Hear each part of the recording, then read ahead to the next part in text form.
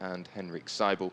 And rounding out your 25-strong car grid for GM Sport is Gabor team in the treble 3, 2 minute 33.866. Not the fastest lap time from himself this morning, so a little bit of making up to do, but all will be revealed as the race gets underway very, very shortly. It is a 25-minute plus 1 lap race we have on the way. Within the race, we've not just got the overall race, you've got positions in class as well. There's the Challengers class, or the Challengers Cup, I beg your pardon, and the Racers Cup.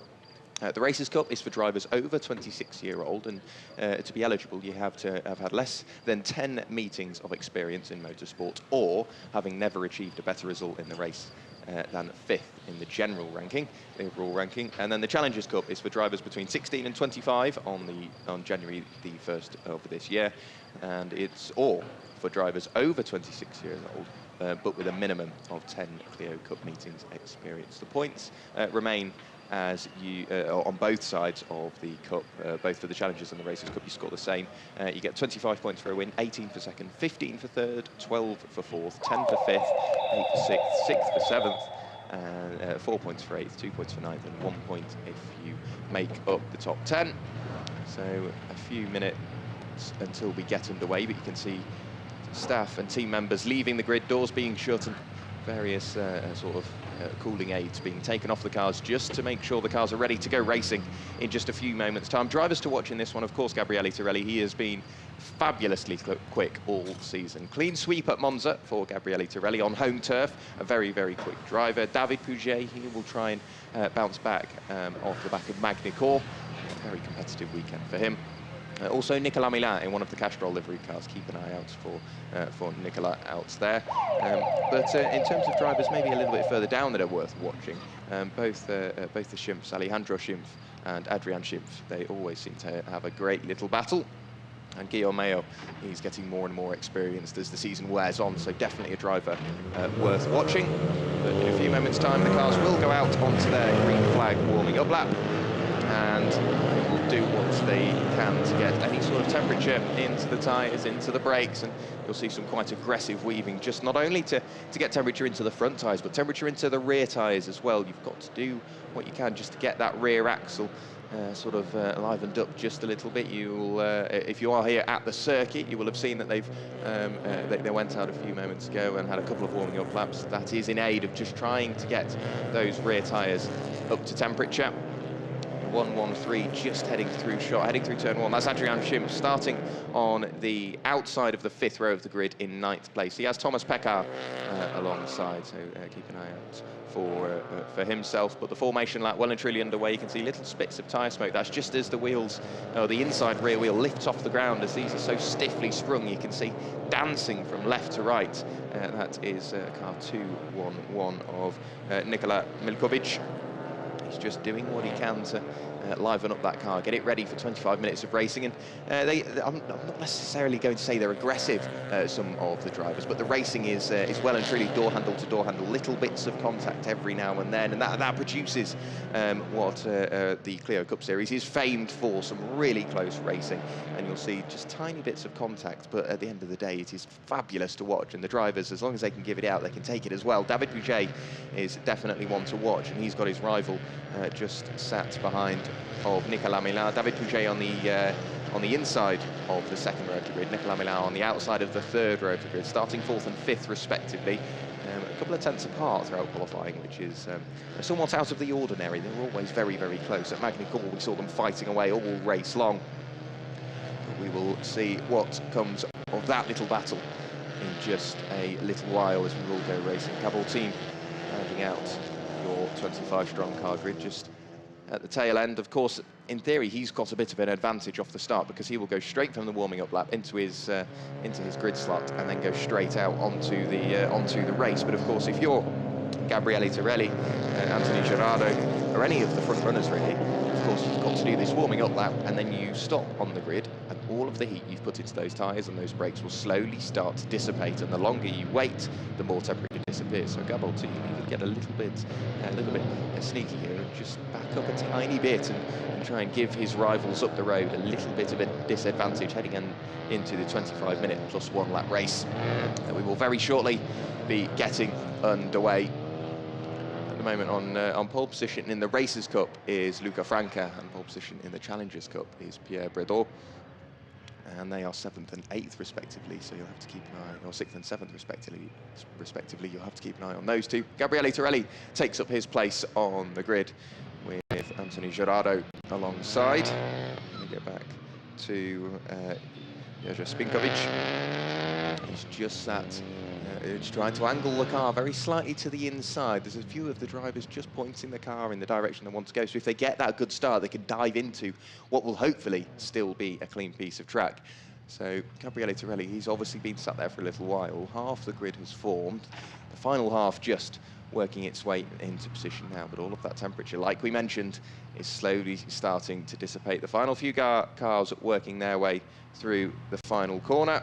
Gabor team, you can see him at the very tail end of the order. It's a matte black car with Dayglow green and Dayglow orange flashes. Green flag waved at the tail end of the order. 1 light, 2 lights, 3 lights, 4 lights, I believe it's 5. They go out, not a long hold at all. It's an okay start from Gabriele Torelli, and he's doing what he can just to cut across the nose and do what he can to defend from Anthony Gerardo in towards turn 1. Anthony Gerardo will be on the inside. Gabriele Torelli will be on the outside. It's been a cracking start from David Bouget. He's already worked his way up through and alongside Spinkovic, but in towards turn 1, who will it be that's in the lead? It's just about Anthony Gerardo that manages to get there first, ahead of Gabriele Torelli. Coming back to Nicolas Millat, who has managed to work his way up into 4th from 5th. Jerzy Spinkovic has dropped back a couple of places already, and you can see David Bouget is looking up the inside. A little bit of contact there from Gabriele Torelli. We've got a car around, that is Nicolas Millat, very well held, a bit of contact, put his foot to the floor and pointed the wheel to where he wanted to go, but he finds himself pointing the wrong way. There's another car off in the background, hopefully all is well there, and we will be able to continue on racing, but at the moment there's yet more contact up on the top. It is Anthony Gerardo that's just about holding on to the lead sideways through turn 4. He's being chased down by Gabriele Torelli and David Bouget. What has happened to Nicolas Millat? Whereabouts will he fall back into the order? A little bit further down than you'd expect, down into 13th place. There's bits of dust being kicked up. Everybody's trying to make inroads on the very opening stage of the race. A little bit of a lock-up further down the order, potentially being René Stibetz that was doing what he can just to try and attack the cars up the road. But for the moment, Anthony Gerardo, dream start, even after getting pressure piled on, little bits of contact. He's still just about, albeit by a bumper, in the lead of the race.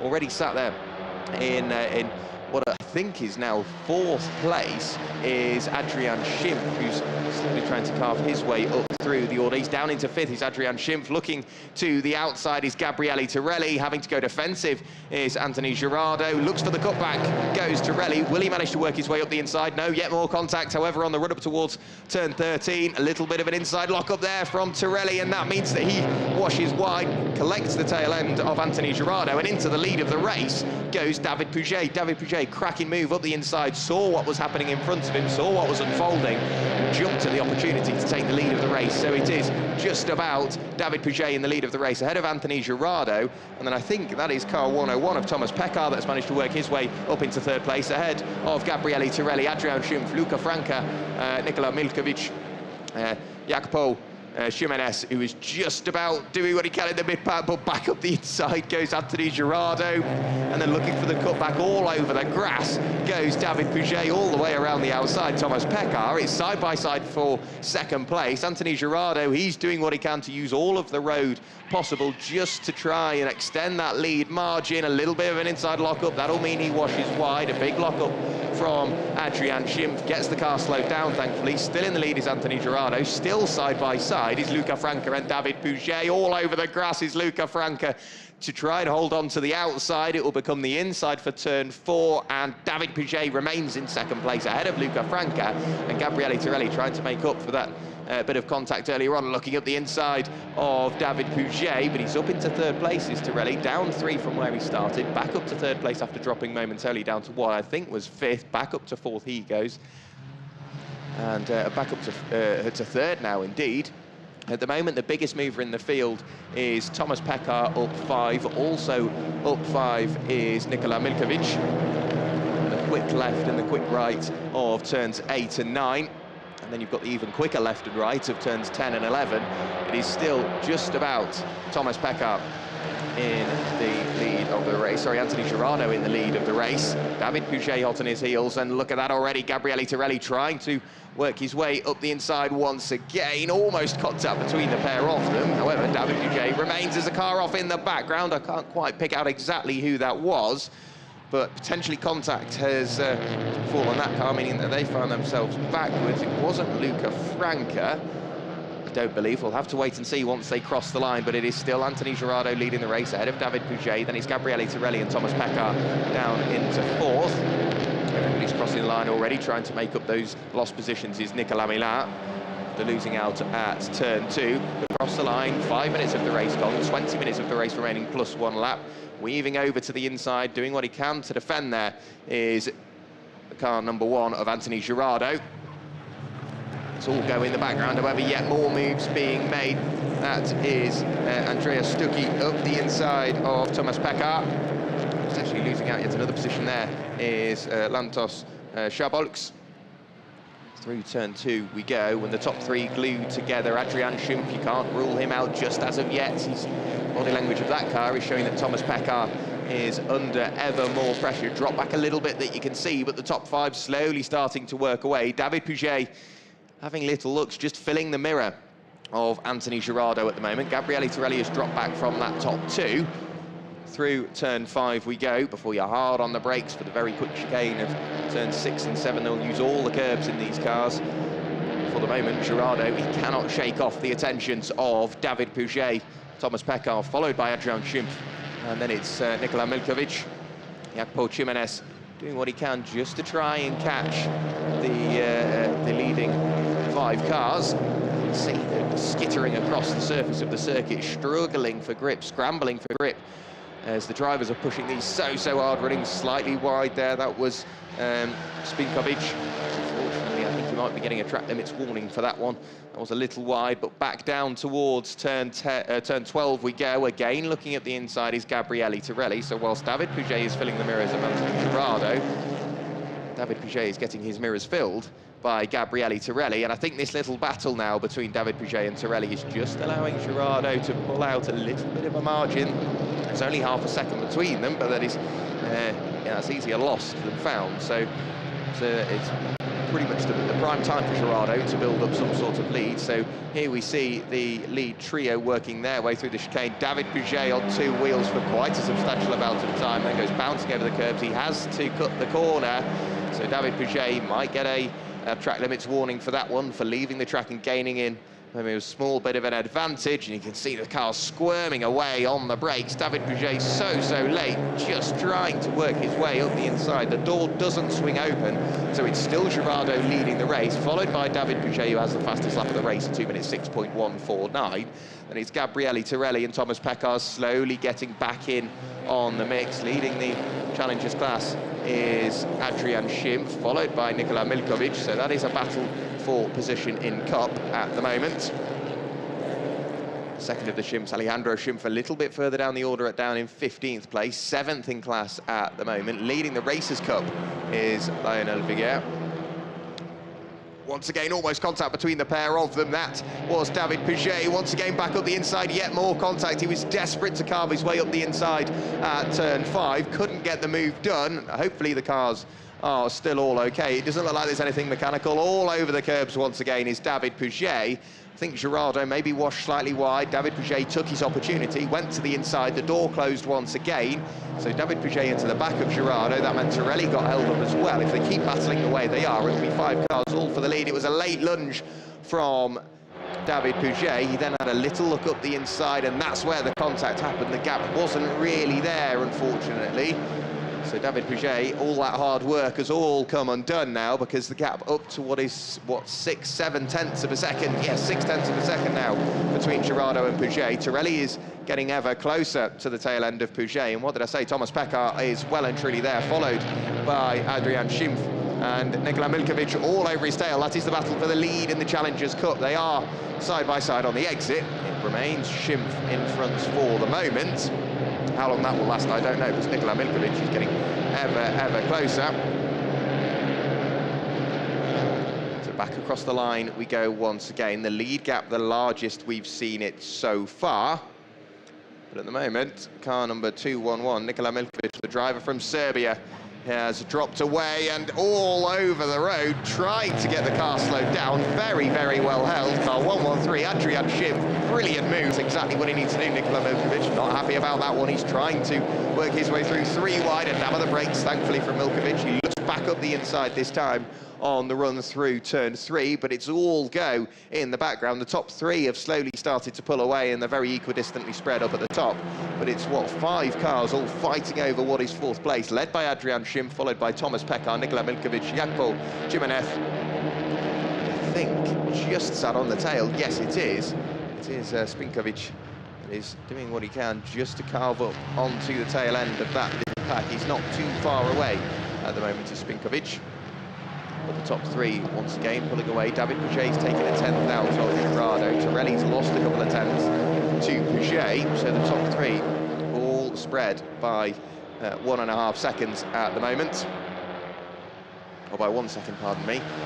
Through turn 11 they go. And then down the hill, early on the brakes. You don't realise how how much of a descent it really is until you're sort of there yourself and you walk the circuit. It is quite a substantial descent, so you have to brake early just to get the car slowed down.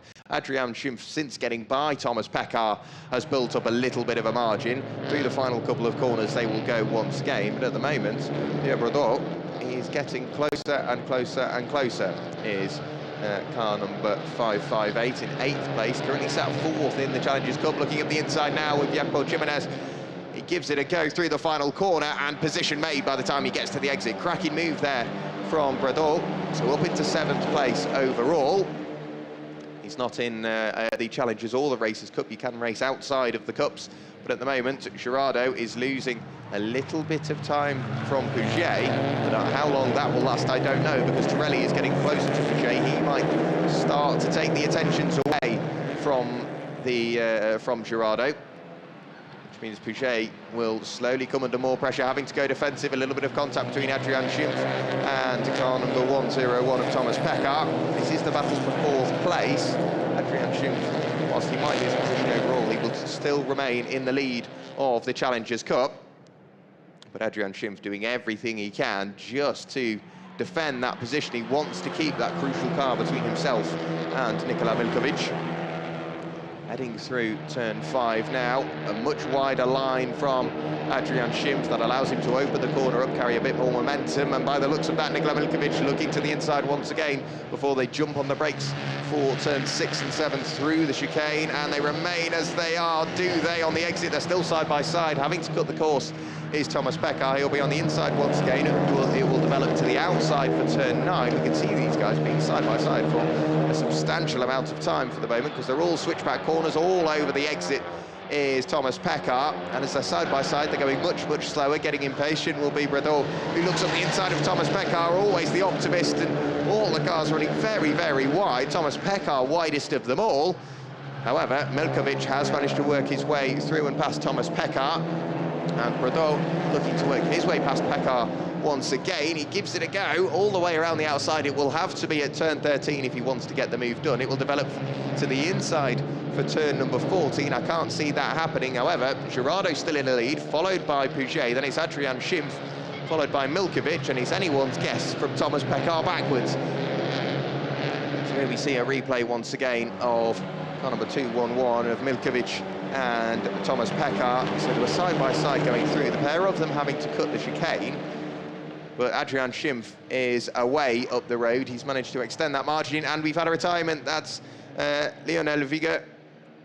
Unfortunately, Lionel Vieux has had to put that car into retirement. A little bit of damage on the side of that car. Safety car has been deployed, understandably so. If one car can get there, another well and truly can. So safety car has been deployed.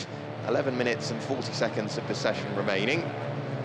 So we will just have to wait and see how long we've got left. This could be a 2-lap dash to the line. So it also means, however, the entire pack will close up nose to tail, and we could see a lead battle once again mounted from David Puget and Gabriele Torelli. But the safety car, the Renault Megane Clio Cup Series safety car, has been deployed. Such a shame there for Lionel Vieux. Whether something went wrong on that car or whether it's something as a result of damage. We did notice a little bit on the right-hand side of that car, a little bit of damage to the door and to the sill of that car. So hopefully all is well, and we will see that car back out tomorrow, not only in qualifying but in the race as well.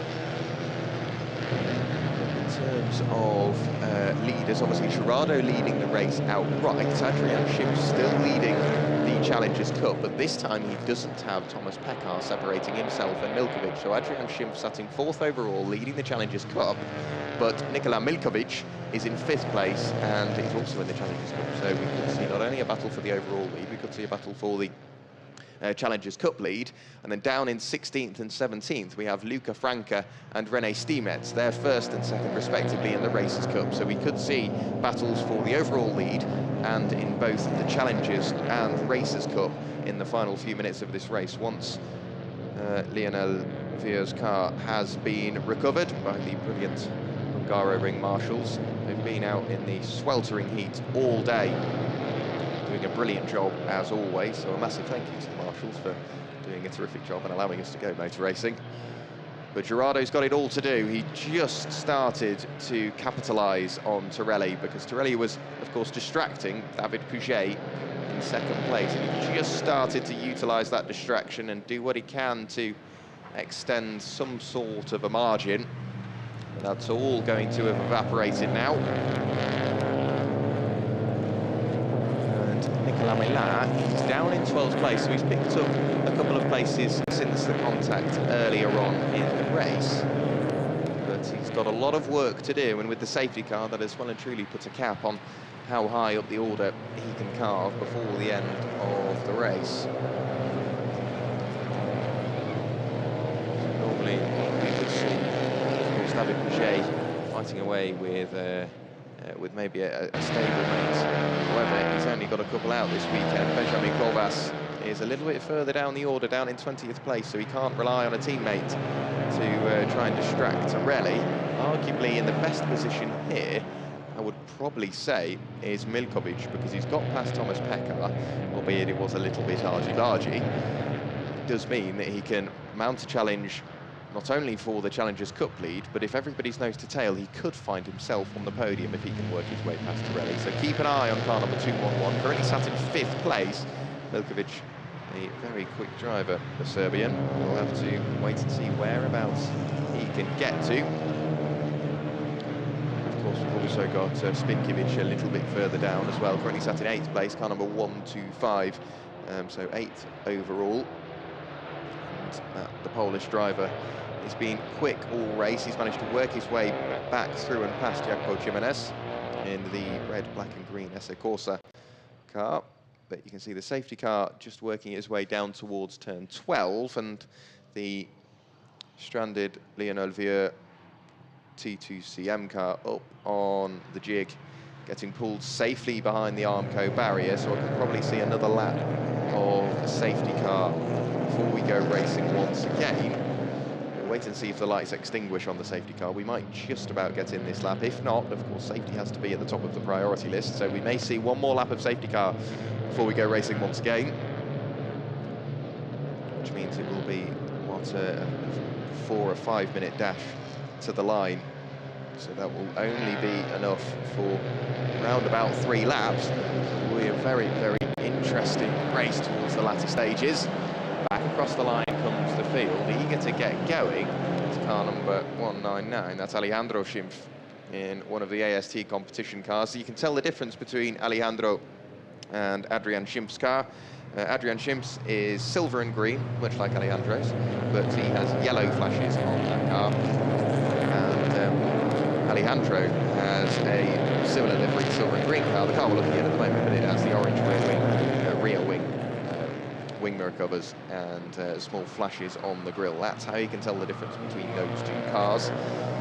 So, of course, we've got 6 minutes 30 remaining. It will be around about 5 minutes by the time we get down, probably 4.5 minutes by the time we get back round to the start-finish line. We've got that probably crucial extra lap. So in terms of, or depending on who you are, you will be absolutely loving that extra lap. It will be David Puget, Torelli and Milkovic will be loving that extra lap, because it gives them an extra lap, of course, to try and get by the respective cars. If it's Milkovic, he's got an extra lap to get past Schimpf.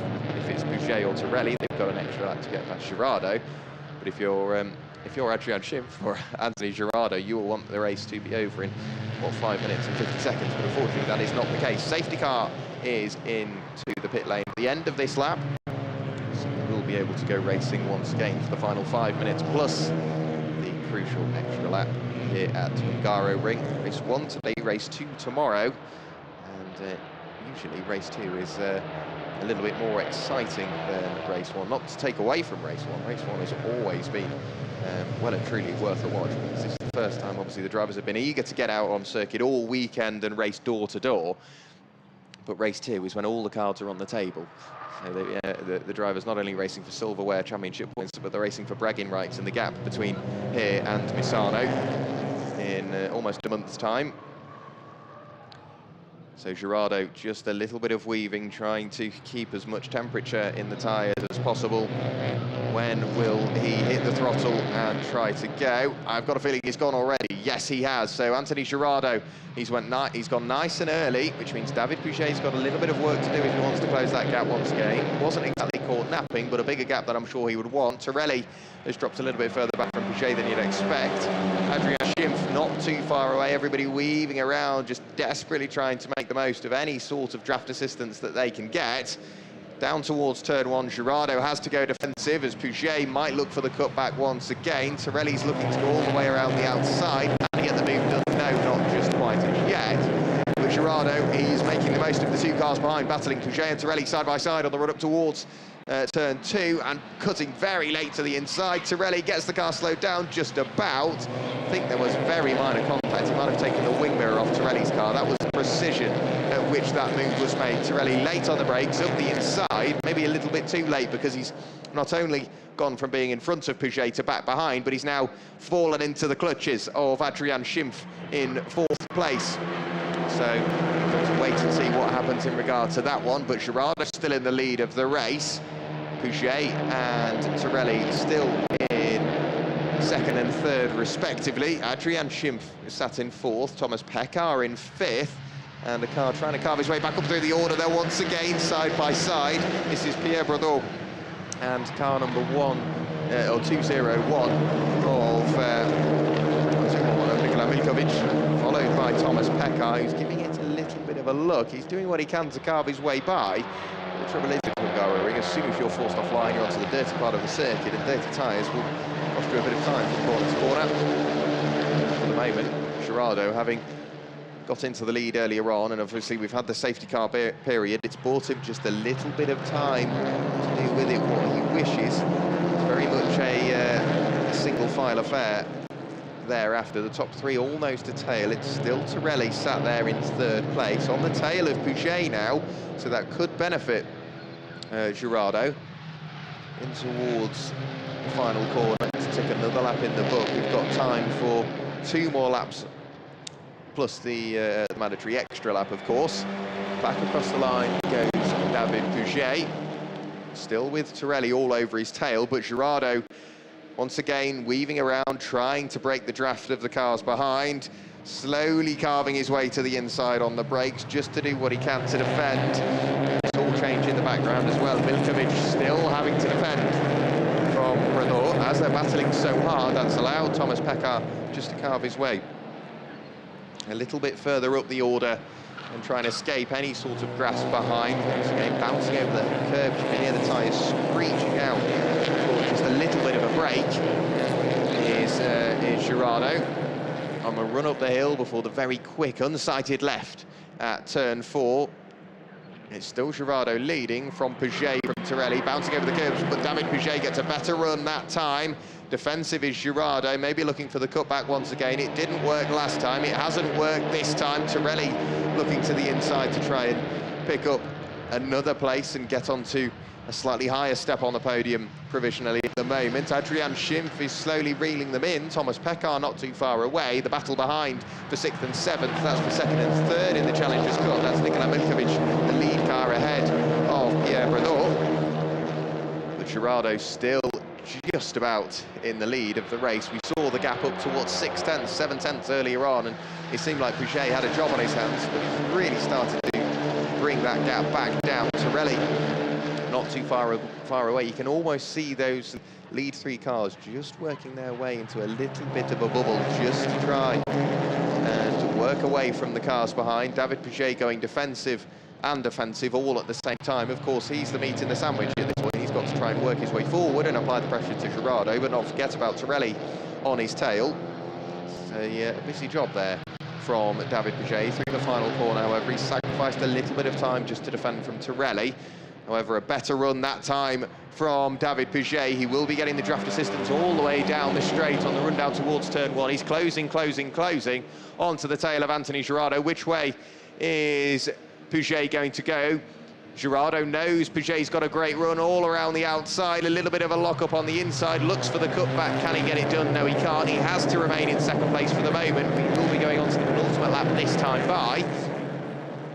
So for the moment, Torelli has got the best seats in the house. Of course, he's just praying that something goes wrong or they cost themselves a bit of time. It just allows both Gerardo and Puget to drop back, and Torelli can sweep his way through in the ideal world into the lead of the race. Adrian Schimpf under ever more pressure this time from Thomas Pekar. Nikola Milkovic still fighting away with Pierre Rodot. The mid-pack is ever closer. Nicolas Milan has gone from 15th after the bit of contact we saw earlier on in the race, right the way up to 8th place. Nicolas Milan on an absolute mission. Keep an eye on him tomorrow. He's got a lot of work to do to carve his way back up through the order. But of course, he will be driving angry, and normally an angry driver is a fairly quick one. Keep an eye out for Nicolas Milan in the final few stages of this race. So we've got 1 lap of the race remaining. Gerardo all over the curbs, just trying to defend. The mid-pack is absolutely the place you need to be watching. Carnival 125, Jože Spinkovic still fighting away with Jaco Jimenez. There is Thomas Pekar still under pressure from Nikola Milkovic. Maybe lost a little bit of time. Very wide there is Gabriele Tirelli. But I think the battle between Adrian Schimpf and Thomas Pekar has somewhat come to an end, because Pekar's fallen into the grasp of Milkovic and Bredot in 6th and 7th. Look at the lead, up to 7 tenths of a second. Gerardo, he's done it at the perfect time. He has extended that margin exactly when he needs it. We'll be going on to the final lap of the race next time we cross the stripe, and it is Gerardo still in the lead, well and truly this time. So the battle for the lead is dissipated. The battle for second is well and truly there. Still fighting away further behind is Nikola Milkovic and Pierre Bredot. That is for 6th and 7th respectively, and for 2nd and 3rd in the Challengers Cup. They cross the line once again, absolutely nose to tail. So we'll see, will Bredot go to the inside and try and get a move done? A little bit of heat shield flapping on the underside of Adrian Schimpf's car, who's now under more pressure from Thomas Pekar. He has a look to the inside, can't brake late enough to try and get that move done. Everybody remains as they are in towards turn 1. No major changes in terms of the order. Nicolas Milan has got a second between himself and Pierre Bredot up the road, so he's got a lot of work to do. The occasional wing mirror flying off. I've got to say the Clio Cup parts will be very popular at the end of this race. This time looking to the inside, it will be the outside is Pierre Bredot. Can he cut back and try and work his way up the hill and up into what would be 6th place? No, not this time. Gerardo still pulling away.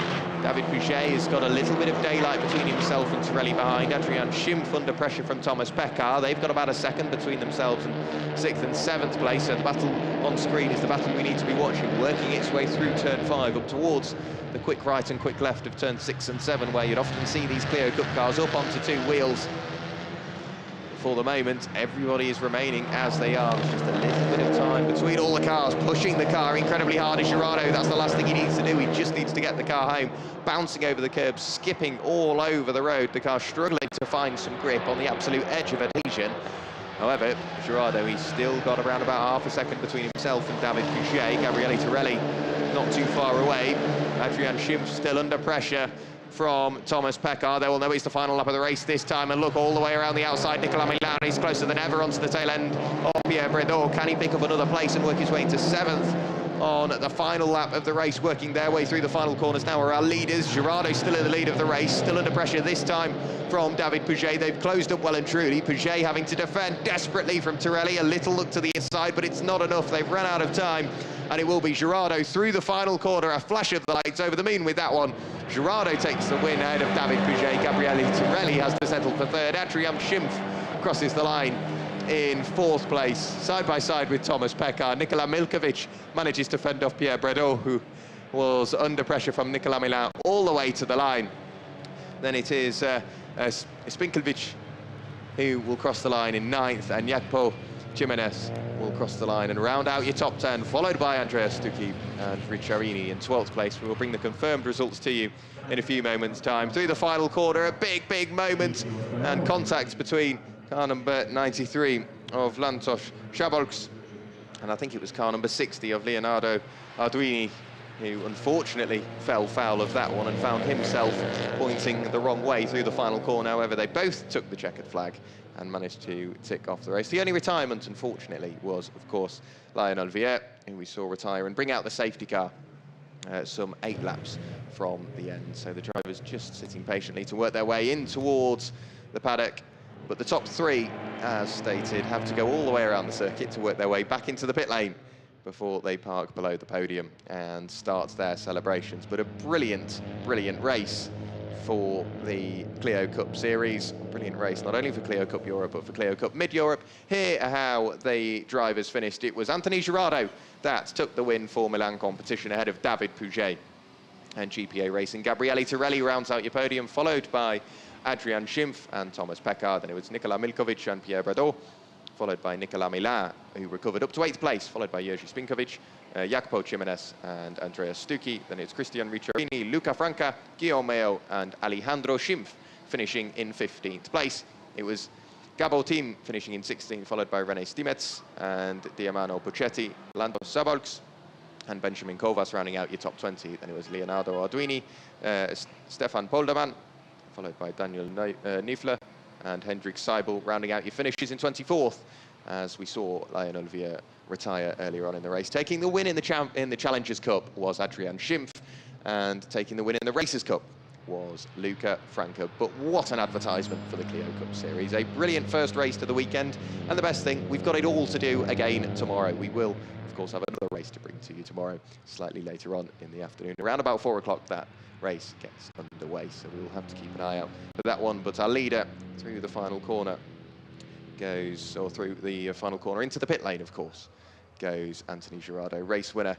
A brilliant race from himself. David Pouget finishing in second, and Gabriele Tirelli finishing in third with the fastest lap, a 2-minute 5.886. His fastest lap of the race set on the last lap of the race. There is Girardeau for Milan competition, working his way into the pit box just to celebrate his win with the team. I'm sure they'll be over the moon with that one.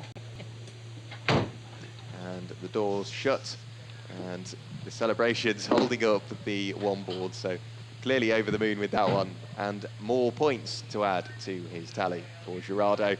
David Pouget, very consistent, has been all season, so yeah, more points to himself. And Gabriele Tirelli, he's not really finished off the podium, has he? He's been probably the most consistent of them all, constantly on the podium, whether it be the first, second or third step. There's David Pouget celebrating with what I believe is Mrs. Pouget.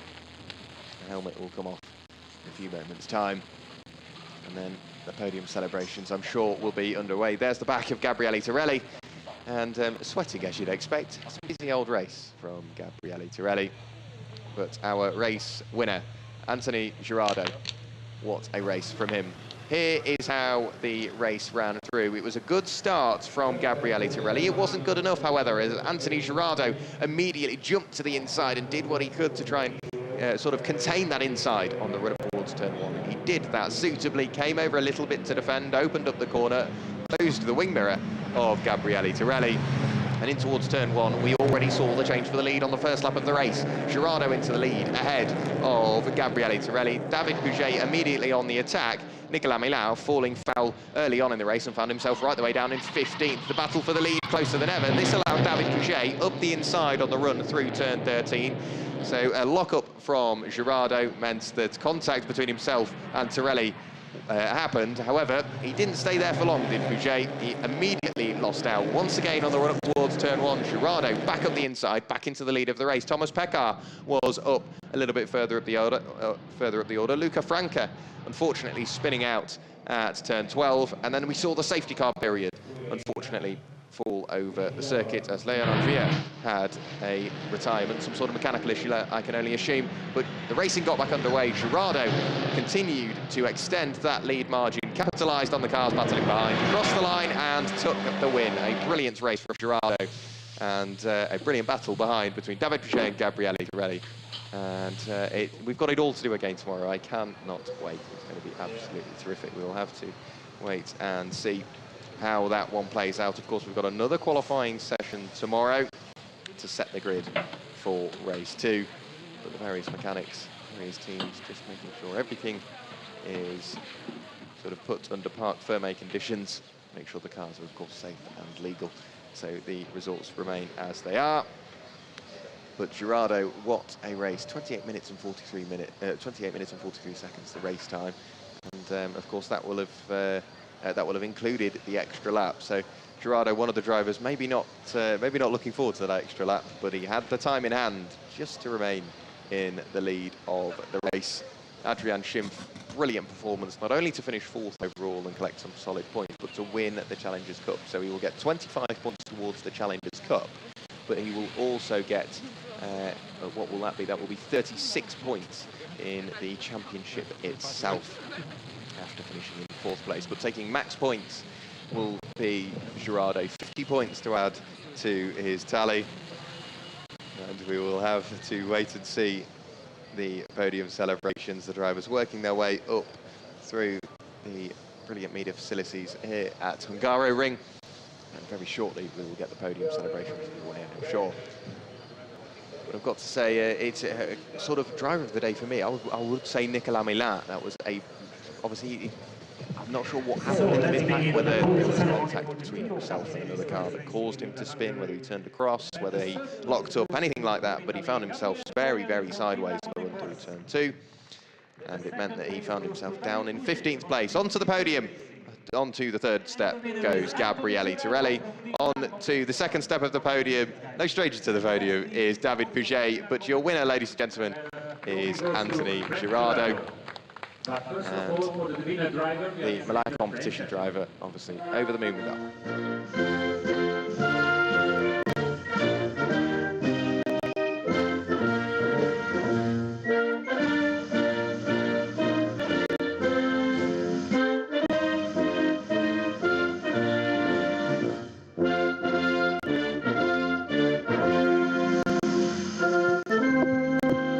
The trophy is represented by Francois. So the national anthem of the winning driver played, and trophies and champagne will be presented.